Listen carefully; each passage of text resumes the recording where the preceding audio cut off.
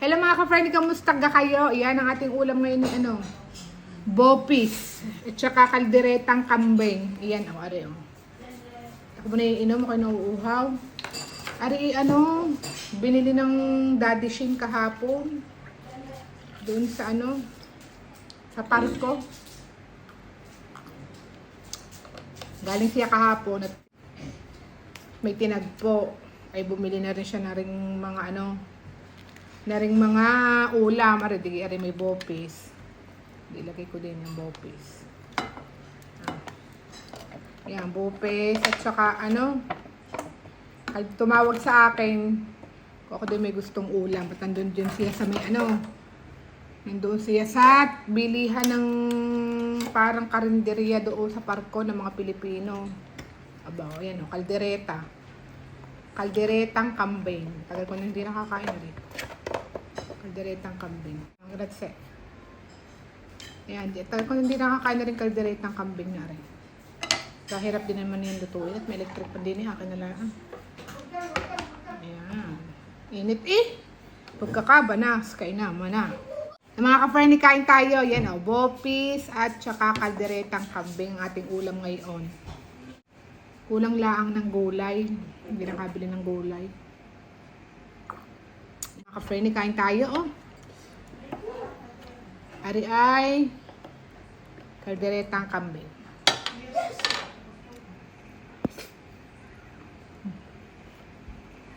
Ayos.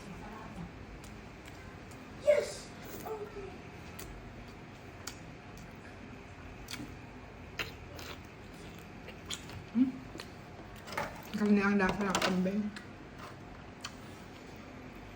Mas masarap yung kambing na may yung may reno. Ay, walang reno. Mga ka-friend, kain. Ako na nakakain na rin. At ang Daddy Shin hiniwalay ko na ng bopis. Nakakuha na siya ng baon niya kanina. Kaya kahit kamayin ko na yan. Kain mga ka-friend.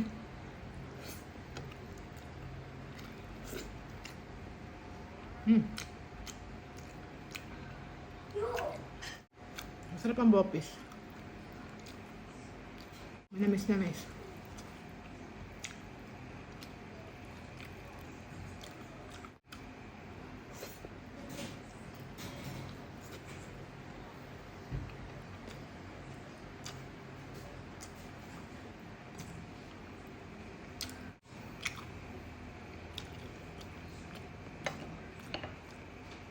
Pinapabili ko ang daddy ng kagabi ng talbos ng kamote at marami doon nagtitinda. Bus na daw. Paano yung gabi na pumunta? Puro buto. Buto naman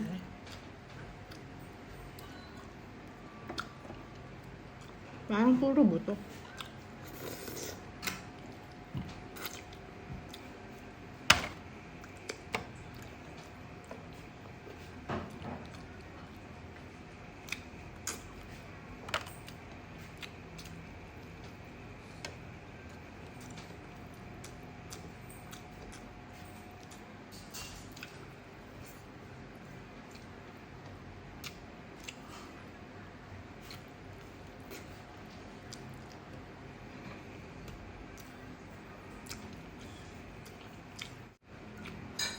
Ang masarap doon na nagtitinda yung yung matanda, masarap ang ulam. At pala hindi ko na naimangko. Masarap ang bopis.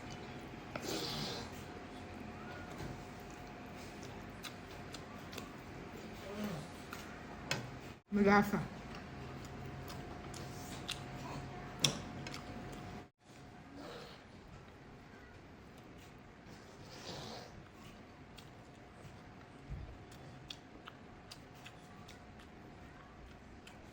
Kabait na ang anak.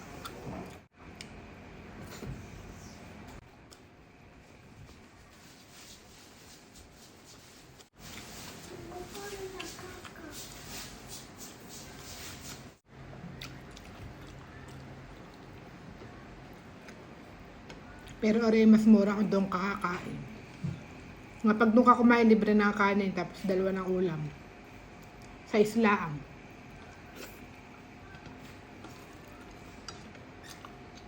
Kasama na rin tubig.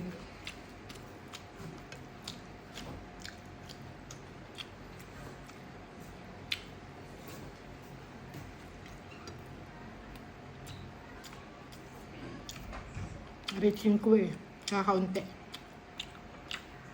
Ayos eh. Ayos din naman.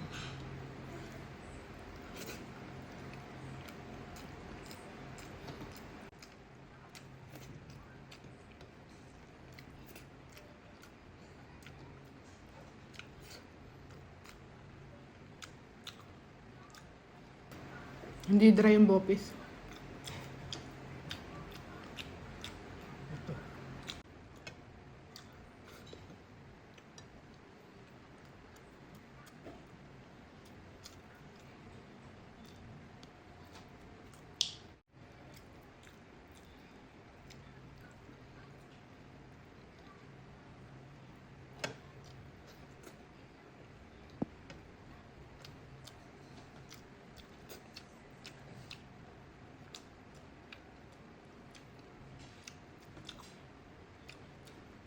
Yung tuyuhin ko pagkakasarap magluto ng kambing.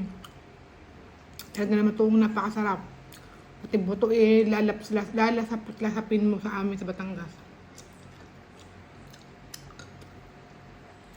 Masarap ang kalderetang kambing sa amin sa Batangas.